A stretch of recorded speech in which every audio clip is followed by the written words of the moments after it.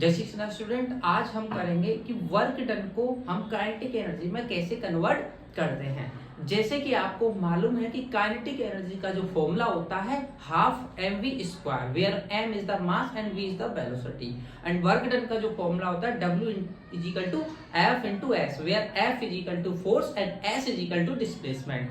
देखते हैं कैसे होता है। मान के चलते हैं एक बॉक्स लिया हमने, मान के चलते हैं एक बॉक्स लिया और इस पर मैं यदि फोर्स लगा रहा हूं, इसकी initial velocity u is equal to 0 है। अगर मैंने इस पे फोर्स लगाया तो फोर्स लगाने के बाद थोड़ी सी दूरी पर गया, डिस्प्लेसमेंट हो गया।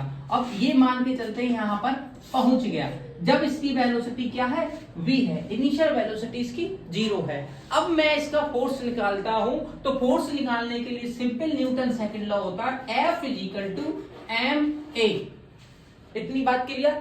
अगर मैं वर्क डन की बात करूंगा तो वर्क डन का जो फॉर्मूला होगा वो वर्क डन का फॉर्मूला होगा W is equal to F into S, where S is equal to displacement. F का फॉर्मूला मैं यदि रखता हूं ma इंटू एस। अब S को निकालने के लिए आपको एक चीज बताओ, तीन इक्वेशन जानते हो, v is equal to u plus at, S नहीं आ रहा है इसमें। अच्छा, दूसरी equation s is equal to ut plus half at square.